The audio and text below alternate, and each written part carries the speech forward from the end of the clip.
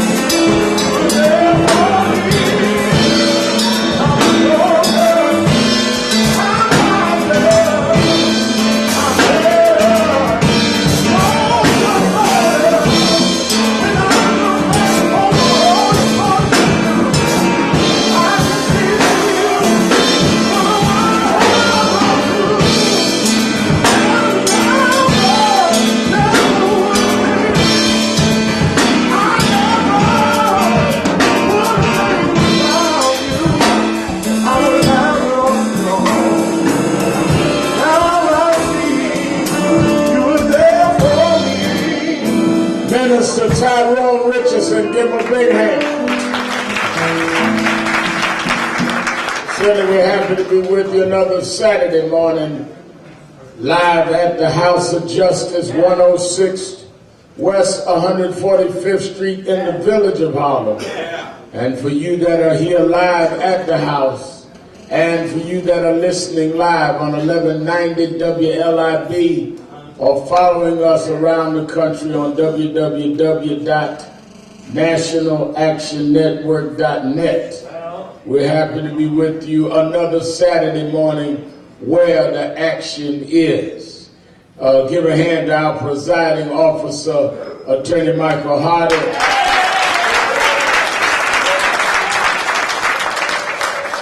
And all that have participated in the program this morning, including our new Reverend Keith Popes. Give Keith a hand.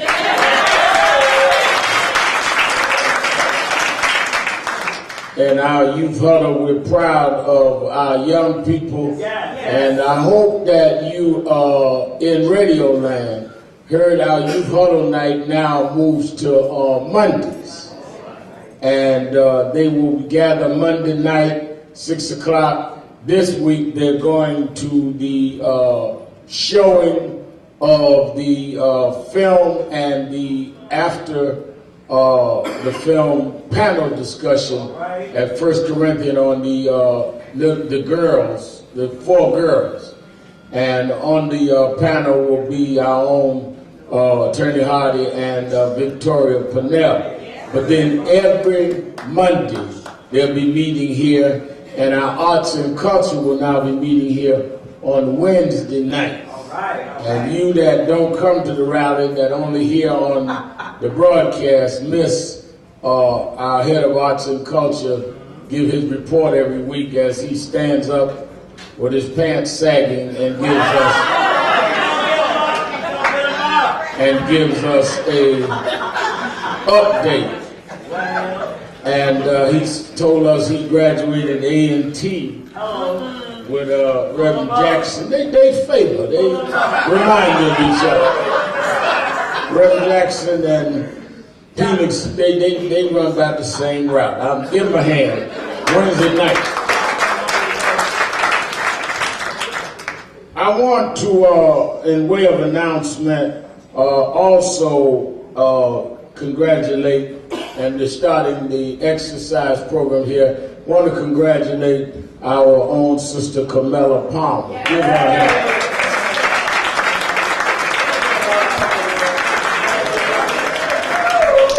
Carmela has started a class that will start next week after the rally.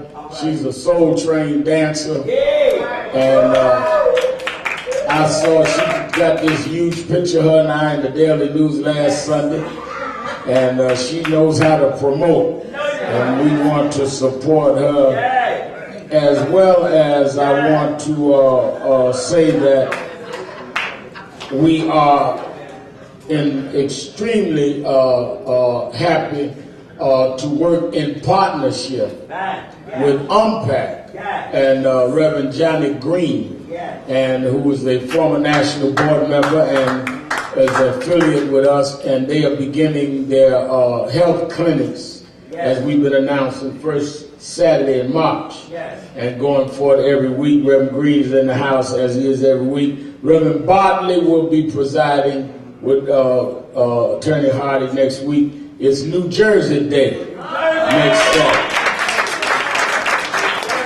Once a year, New Jersey packs the house. I want all of our Jersey listeners to come in and be a part of the rally next Saturday. We made sure that there will be no traffic jam on the George Washington Bridge. Just come on.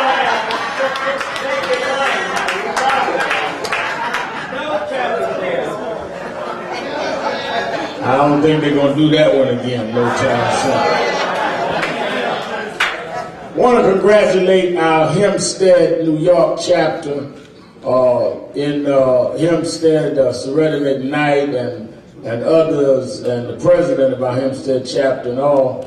I was out there with them this week, Wednesday night. We did a book signing and rally. A great job by Hempstead National Action Network. And we certainly stand with Reverend Philip Craig, who heads our Queens chapter, along with Harold Robinson, who heads us in Far Rockaway, on the case that was laid out this morning. Give Harold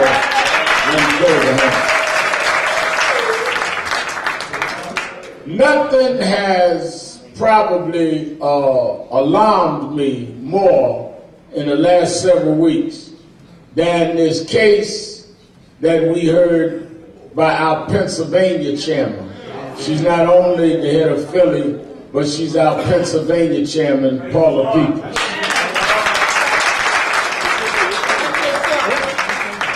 And when you hear this case of this young man stopped for no reason and has now a ruptured testicle because of police, we must do whatever we can to support Paula and Deacon Matthew Smith, the president of our chapter. Stand up, Deacon Smith.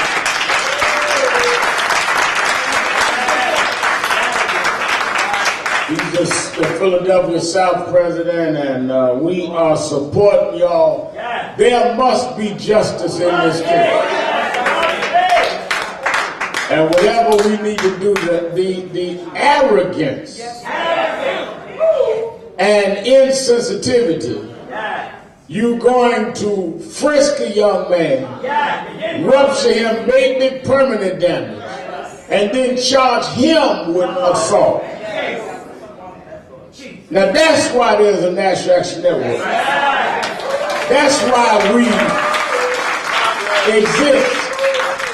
Because there must be a force that can deal with immediately calling for justice and staying on it and keeping a spotlight on it. You got all these people, I'm going to talk about that this morning, that talk stuff but never do nothing. We get the job done and stay on the job until something happens. So Paula people, we with you. Deacon Smith, we with you all the way. I want to say that today, as you heard, that we are gaining, as Rachel Nordlinger has now, as of Monday, will be the Chief of Staff for the First Lady of the City of New York.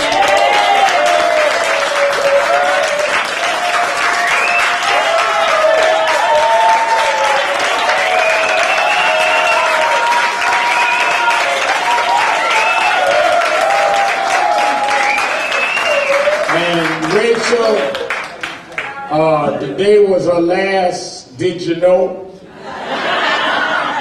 But we gonna keep it going, and she's trained Jackie and others that will be working in our communications department. She's trained some of our youth huddle people.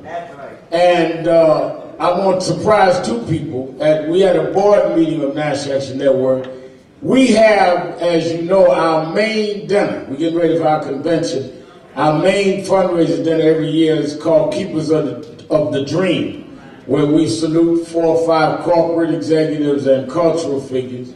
And we give a clergy award in the name of Y.T. Walker, who was the chairman of our board and who was executive director of Martin Luther King. And we give to a clergyman once a year an award to the clergyman who, in the tradition of Dr. Walker, has done great work, even if it's not in civil rights, but has done something. Last year, we gave the award to Bishop T.D. Jakes, who was there, for his work in Africa. This year, I'm starting an award on one who has served in the organization more than the call of duty, and has done outstanding work beyond expectations. And we will call the award, as we call the Y.T. Walker Award for clergy, the Outstanding Award for a NAN worker will start this year, and it will be called the Michael Hardy Award.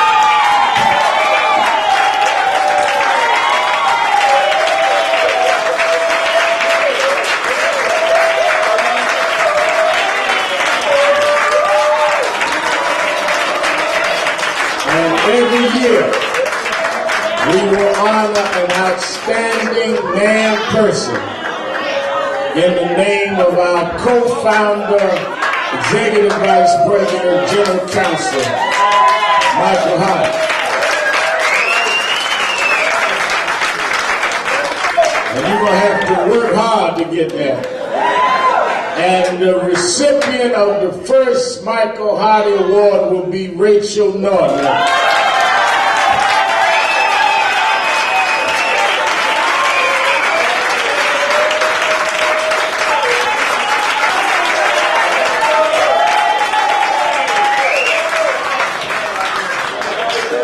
We will honor Rachel on Keeper's Night. We had talked about in the office, Dominique and some, about throwing a reception, but then we said, no, our biggest night is Keepers, and we want to honor her in front of the world that night. President Obama has spoken at Keepers, and we'll be doing it again, and others. We want to do it that night for 15 years. Wow. She has worked night and day, 7 days a week, good days and bad days, good stories and bad stories. And we want her to know we appreciate and love her. And there may be those that will work behind her, but we will never be a successor to her. And I could not think of a more appropriate name for that type than Michael Hardy, who has worked unparalleled in the civil rights movement. It will take centuries to get another preacher like Wyatt Walker, and it will take centuries to get another committed public social advocate like Michael Hardy. Give Michael a round.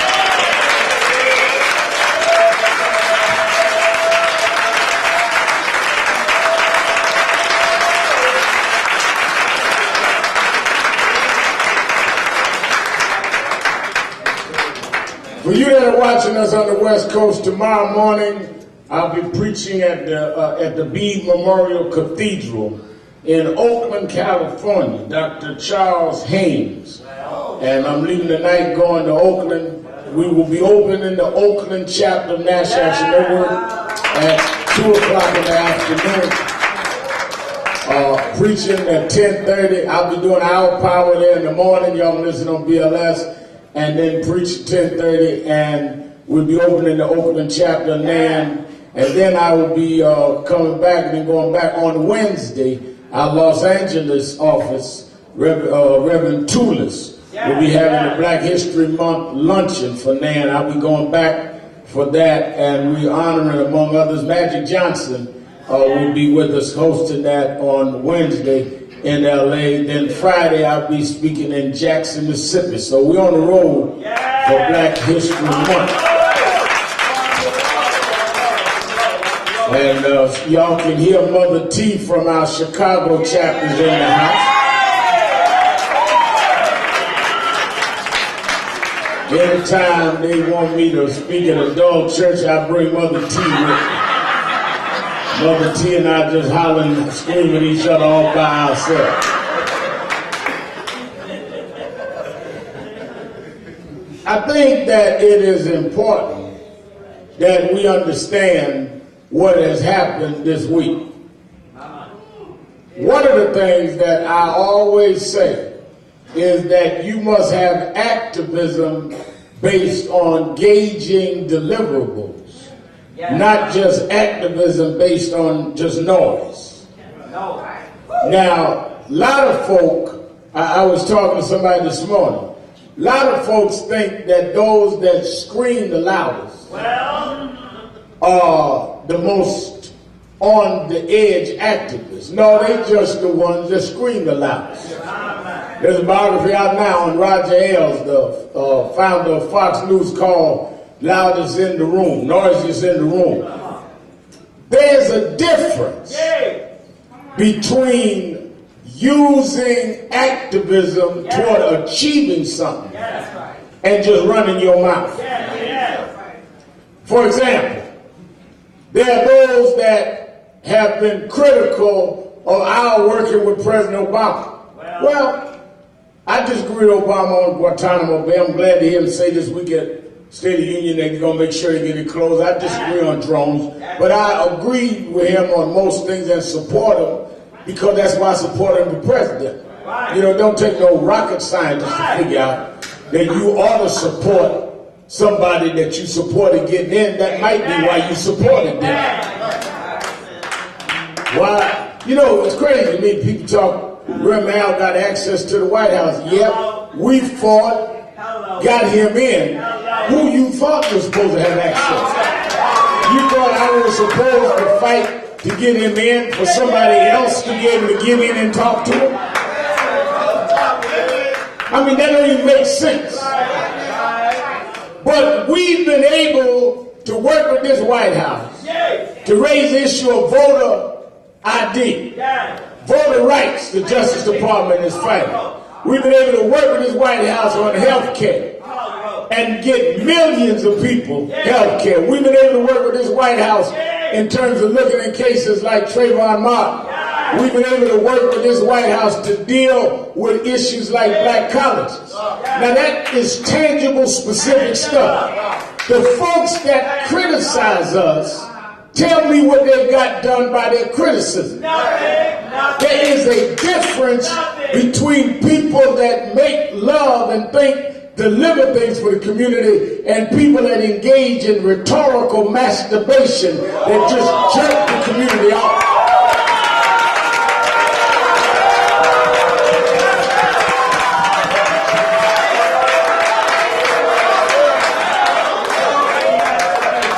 That's all you doing. Just hollering and screaming and getting nothing done.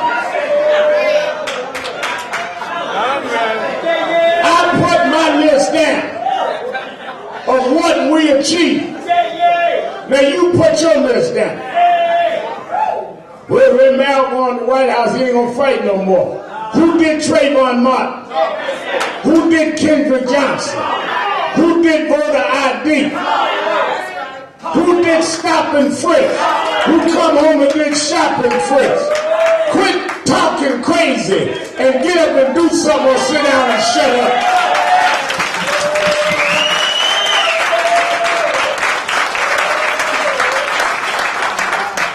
Well, man, on TV now, I see him flying around first class. That's right, I'm a first class black man.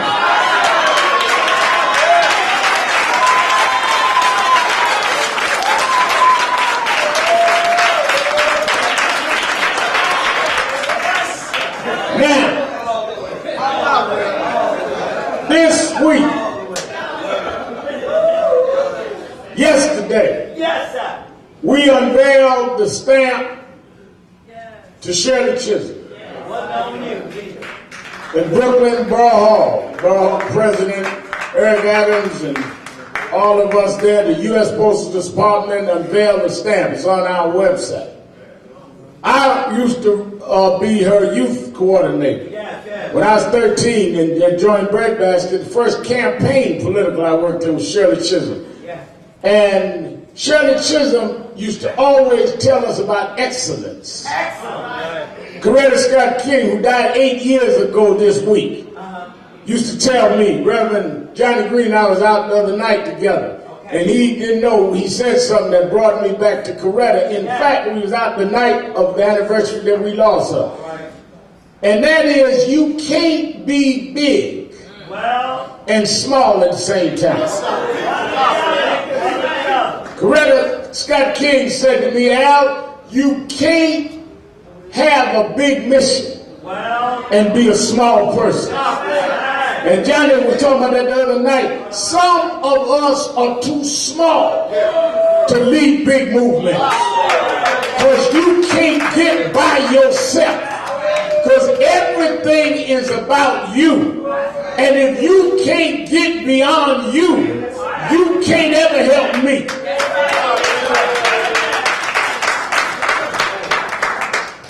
That's why the Bible said, he that loses himself shall find him. And he that finds himself. And that's what's wrong with a lot of our leaders and preachers, is you keep finding yourself. Where you gonna fit, where you gonna sit, where you gonna be. It's when you lose yourself that God will give you a spot bigger than you.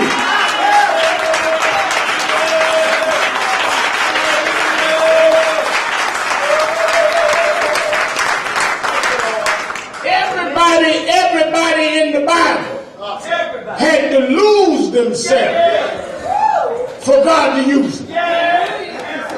Jesus called disciples, said, just drop what you're doing and come on and follow me.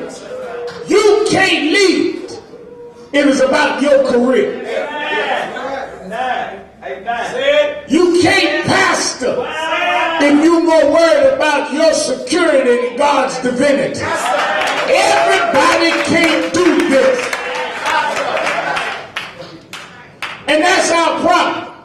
We are in a city that our leaders are more into taking shots at each other than elevating the people. When Unpack come to me this week and say, we're partners, we want to do something about the hospital closures in Brooklyn, we have a group. The fact is, I thought about it, we have not had a concrete proposal from our clergy to do anything other than how we going to honor each other. When your biggest agenda is your anniversary, you don't have no ministry.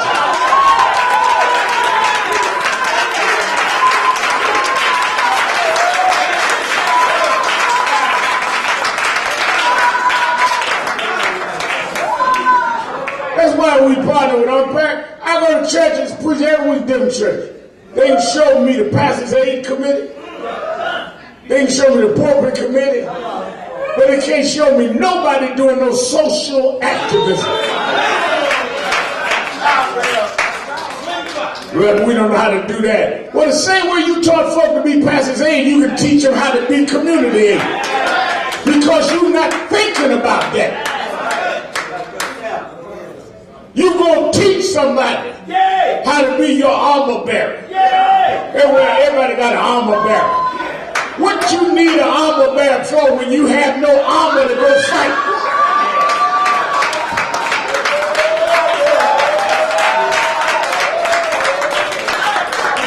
Armor bearers are for warriors that have armor, not for punks with a handkerchief.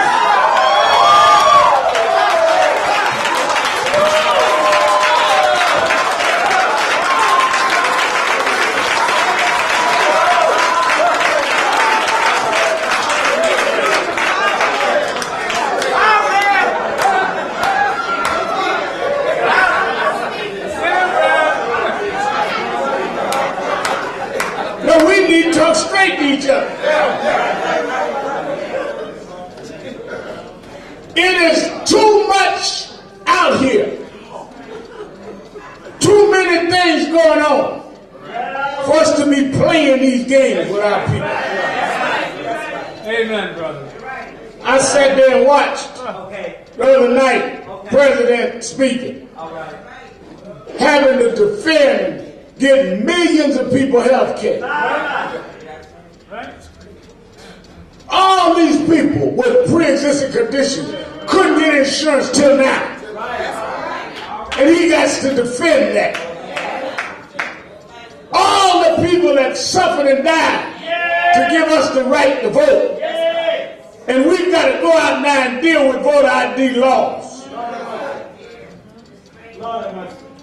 All of our young men, they're being thrown up against the wall, stopped and frisked, and we had to turn this city upside down. And this week, the mayor announced we're going to drop the appeal and work this out because NAN and others stood up.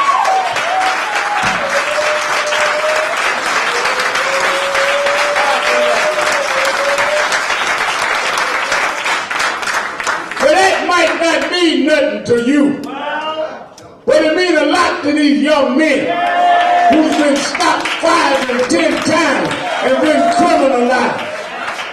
We went Michael Hardy and Kirsten John Ford dealing with Barnes and Macy's and them. Johnny Green and them come in about harassing our people in these stores. That might not mean nothing to you, but if you go with your hard-earned money and somebody treats you like a suspect, while others walk around shopping, that means something to them.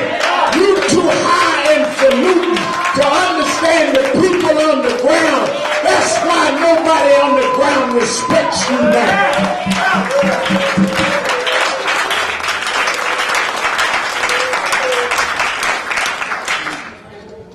I'm Dr. So-and-so.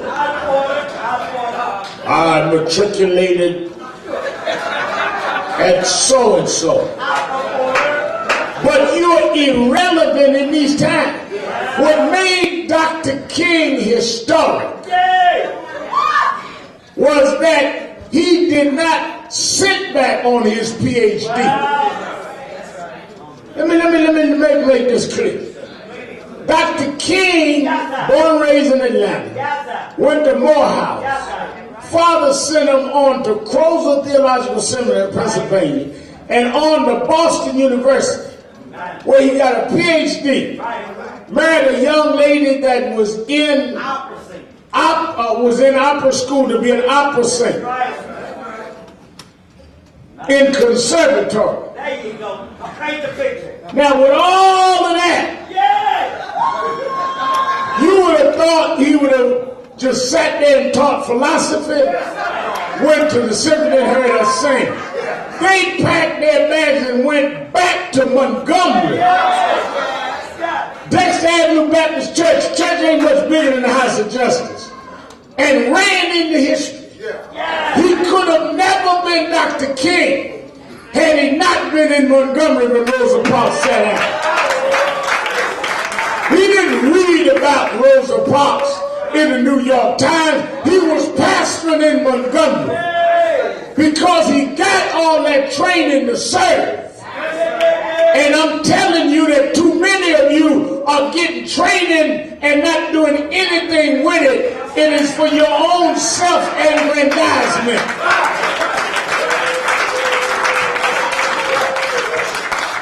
Will you help me go to school? Are you coming back and do something with your skills? Because if you're not going to use your skills to help us, what do we need to sponsor you for? So I like what brother was saying today about the music industry. We made too many people that don't come back and do nothing. Rev, I want you to help me with my career. I'm not your daddy. I got 2 daughters. If your career gonna help our community, then that's my business. Your career ain't my business. I got a hit. Well, go on and hit them.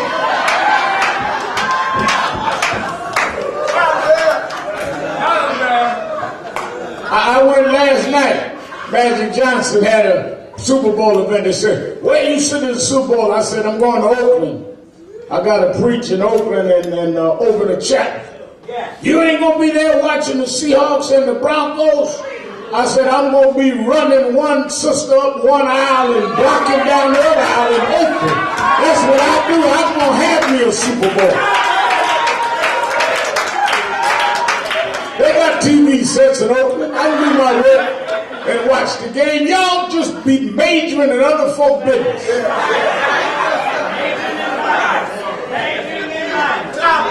One thing I thank God, James Brown, like a father, James Brown always tell me, mind my business. I just said to Mr. Brown, I said, Mr. Brown, they have the Grammy Awards. We going? He said, we getting an award. I said, I don't know why you minding their business. Unless we got something to do, that's their business. And that's why a lot of us don't get anywhere. You in everybody's business but yours. Focus on what God gave you to do. Did you hear about so-and-so? No. I didn't hear about it, ain't interested in it. I got stuff to do. The only people that have time for gossip is folk that ain't doing nothing. If you are involved in what you're doing, you ain't got time to worry about what somebody else does.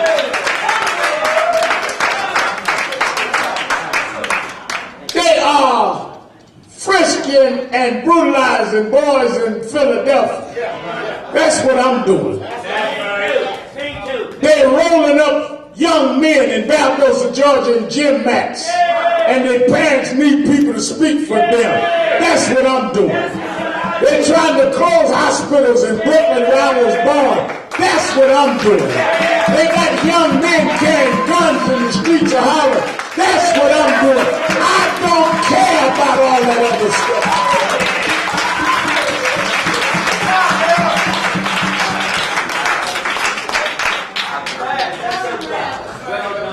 Well, Reverend, I have a new wing on my church. That's good. Well, you ain't done nothing with the old wing. You don't need more space to do nothing.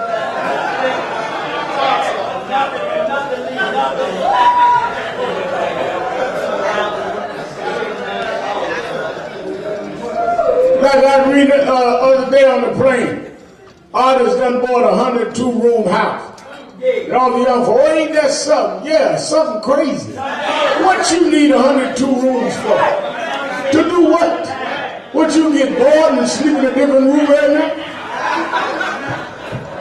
Don't nobody need no 102 rooms unless you gonna put a hotel sign outside.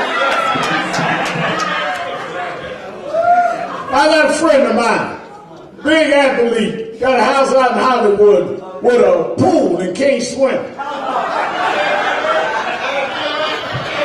Show me a heated pool that he's scared to get in.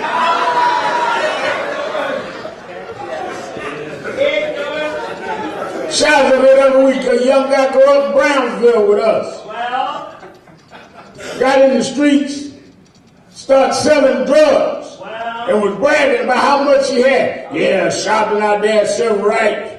You out there shy, look at me. I control the streets. I got 12 tuxedos in the wardrobe. I said, yeah, but nobody invites you to a banquet. What you need 12 tuxedos for? What you gonna do, put on a tuxedo to go stand in the corner and sell your stuff? Crazy. And that's how most of us are about stuff. Rather than about getting something done. I got the biggest church. I got the biggest this. I got the biggest that. Well, what are you getting done with? What difference does it make if you got the most members and the least legacy? A mega church with a mini pastor.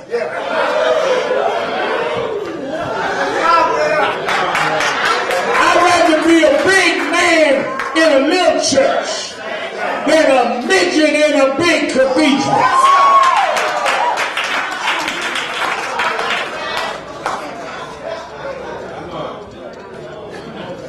Hello.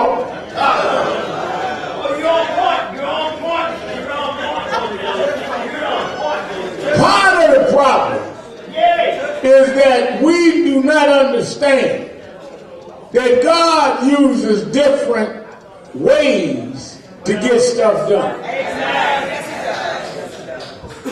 NAN is in a great tradition, but in his own style.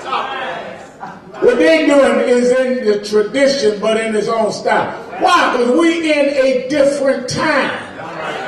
So yes, we do the things Dr. King and others preached, but in these times,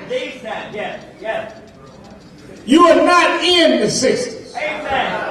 Dr. King did not have to deal with a black president. So you can't quote how King handled Kennedy and Johnson when you have an Obama who comes out of your community, has the hearts of the people in your community. It's a whole different strategy you gotta have. You can't organize like you organized in the 60s. Stand out on the corner passing out a flyer. When they got all the folk inside on Twitter and Facebook. They do not pass out flyers now. They go on Facebook, doctor.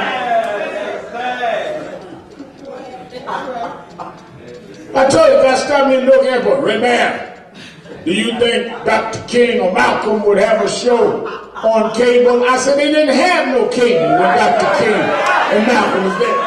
You don't know what they would have done. They didn't have but 3 stations. And you had no black and white TV and used to take the hanging iron and put that in as an antenna. And then put some cellophane over the screen and act like you had a color TV.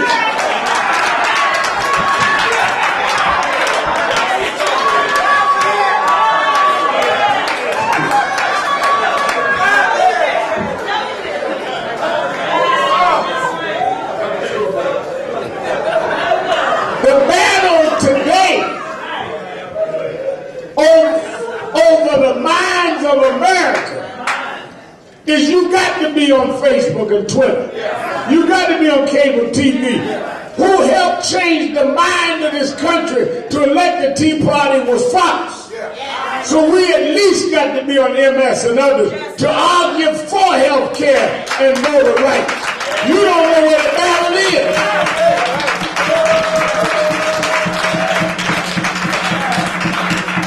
I was reading, I keep going back to this Gladwell book.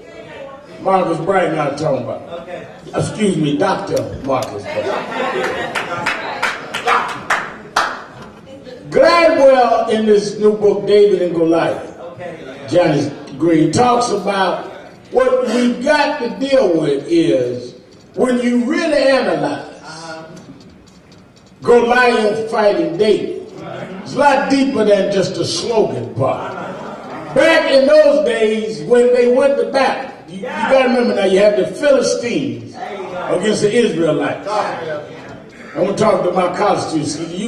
They don't want to just hear holler and shout. They want to hear some analysis. So let me get on to my Bernard College students up here. In those days, there were 3 types of armies. You had the cavalry, They would come in with the horses. You had the infantry, and they would fight hand to hand, battle. They would go, knife you. That's why they had on great armor, because they had to protect themselves from swords. So they would wear thick helmets and great armor. And then you had what they called the projectile warriors. Now the projectile warriors are the ones that knew how to throw stones and could stand back and project a weapon against you. You with me so far? Cavalry, infantry, projectile warriors. When the Philistines sent this giant, Goliath, down to fight, the reason that Goliath had on all that armor, had on so much armor that an aide had to carry his sword, is that Goliath came down prepared for an infantry fight. He felt that the Israelites were going to send an infantryman to fight. So he had on the armor that could take whatever sword they had on the helmet that could take whatever that was, because he was prepared for an infantry fight. He was bigger, stronger, taller, and had 100 extra pounds of armor on him. When they set the fight up, nobody in the Israeli army wanted to fight him. Little David said, "I'll fight him." And they said, "Wait a minute, you ain't nothing but a youth, you can't fight him." He said, "Yeah, I'll fight him." Said, "Well, you have no expertise." "No, I don't have expertise in infantry fighting, but I know how to projectile fight."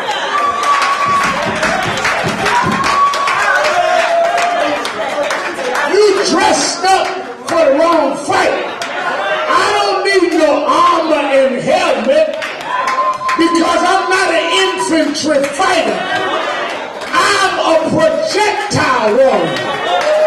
All I need is my satchel and a few smooth stones, because I know where to hit them, where all that armor won't help them.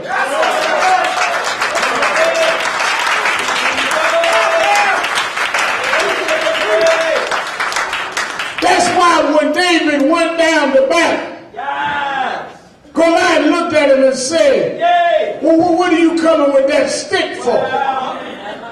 What are you giving me? What do you think this is about, dogs?"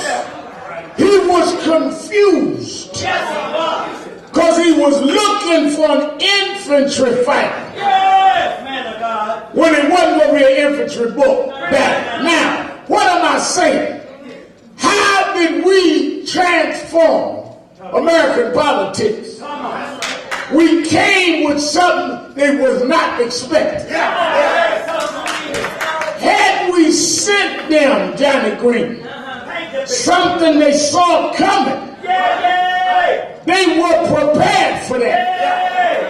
But they were not prepared for a man with a black daddy and a white mama raised in Hawaii that went to Harvard. They were looking for an infantry fight, and we sent them another kind of fight.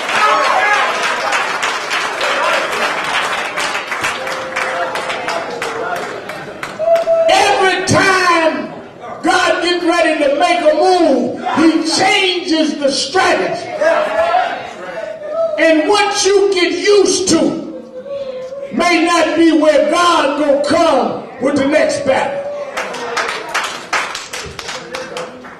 "Well, Doc, did you go to my seminary?" "No, God was training us for something else.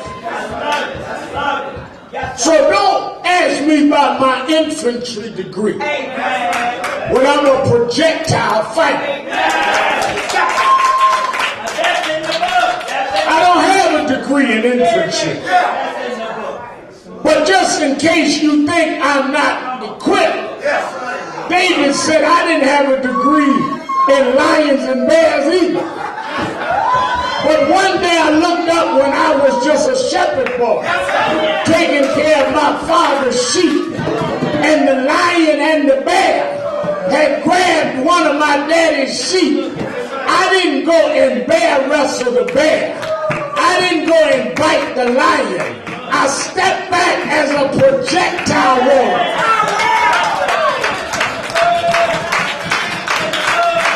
And I slayed the lion and the bear. You got to use what God gave you. I'm not trying to be your kind of preacher. I'm going to fight what God gave me.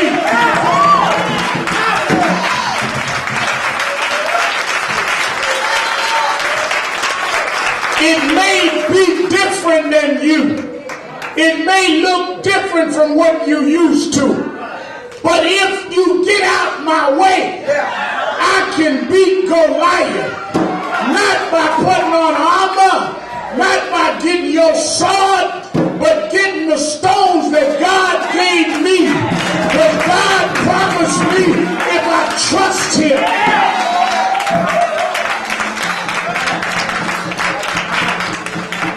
That's why some of you won't use your gift. You won't trust God. If he gave you a projectile gift, quit trying to be an infantry fighter. Trust him. He knew what he was doing. He never lost a battle. And I know he never will. When I first come out, they laughed at me. They mocked me. Said, boy, with an old slick hairdo and a jogging suit. But I listened to what God told me. And when we got to going, after a while, we had the whole town saying, no justice, no peace. I'm a projectile fighter.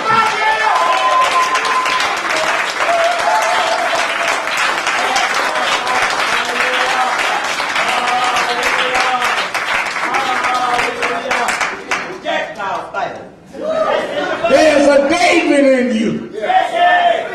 And you can beat your Goliath. But don't let Goliath determine how you will fight him. Your problem is you let Goliath pick the weapons. No, just tell Goliath if you want to fight, I'll meet you on the battlefield. But the God I serve got weapons you ain't been trained to fight. The God I serve will make a way out of no way. He walks with me. He talks with me. He tells me.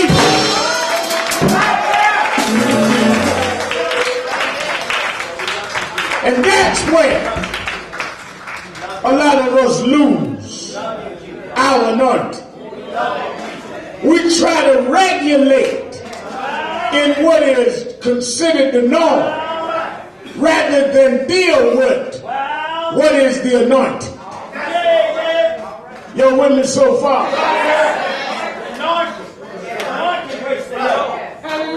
When we just went to the mayor's race, it was unlikely that we would have the situations that we had in the mayor's race.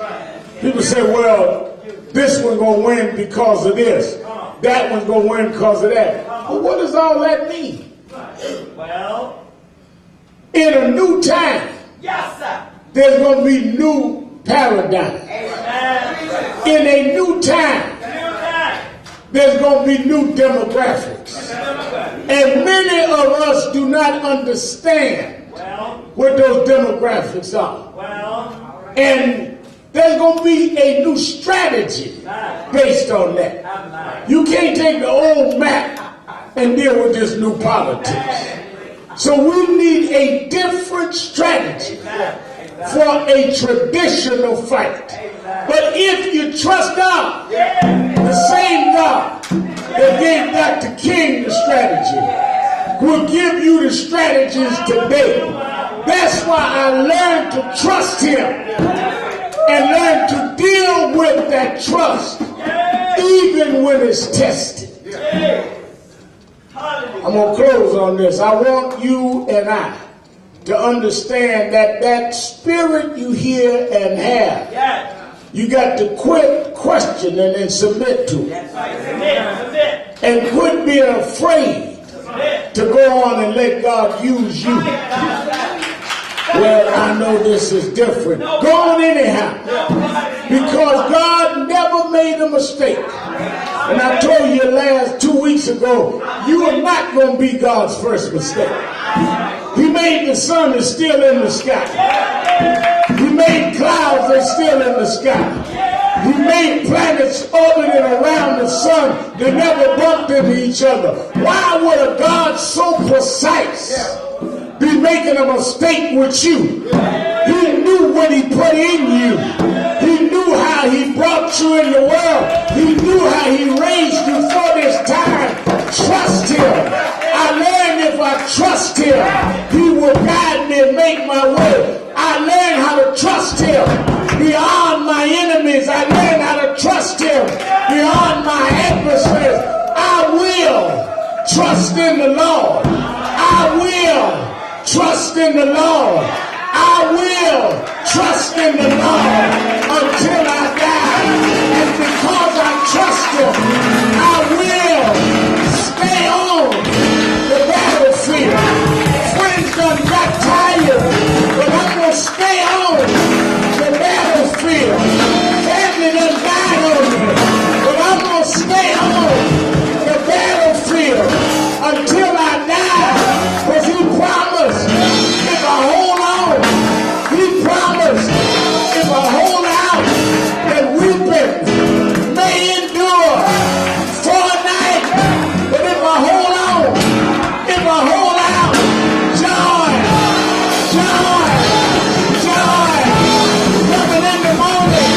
Let my people call by my name will humble themselves and pray and turn and turn and turn from their wicked ways. Then, right then, they will hear from heaven.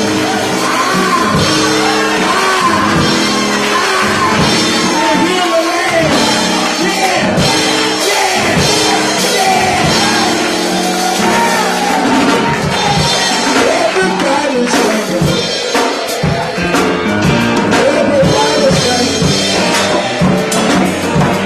Everybody's singing.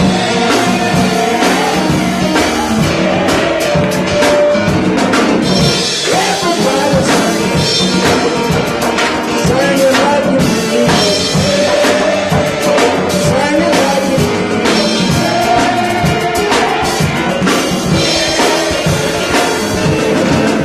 Everybody now. Everybody's singing. Everybody's singing.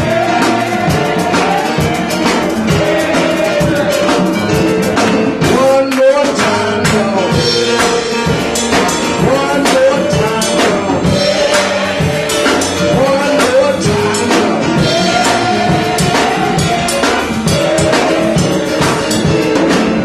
Everybody's singing. Singing like you mean it. Singing like you mean it.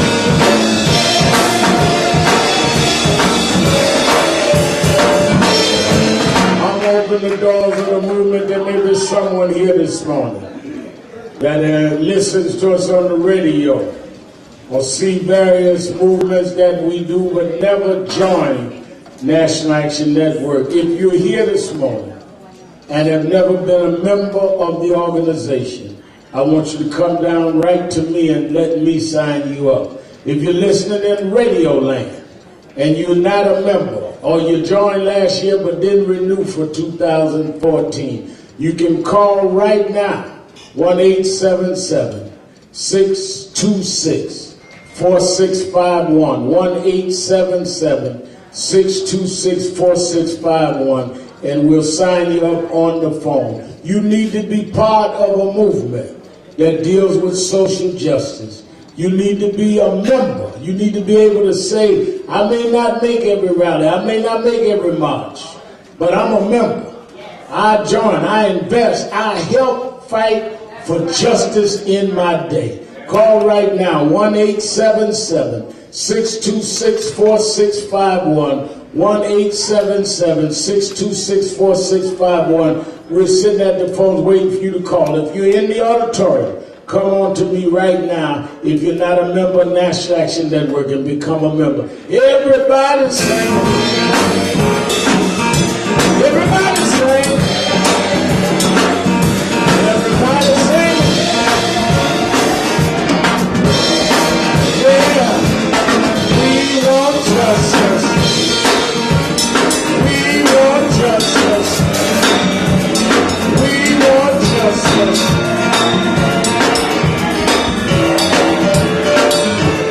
Got to have justice.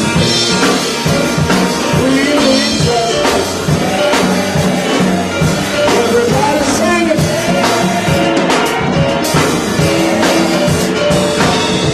One last time, Lord. One last time, Lord. Everybody sing it. Yeah. All right, we're going to raise our offering.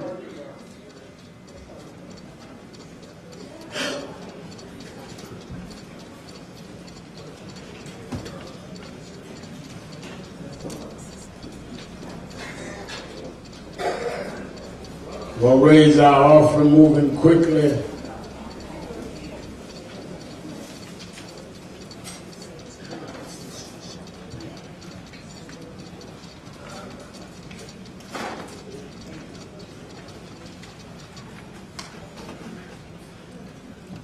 Moving quickly, we'll raise our offering. As soon as I said raise our offering, it's the first. You know, Bill started for everybody on the first, and I looked up.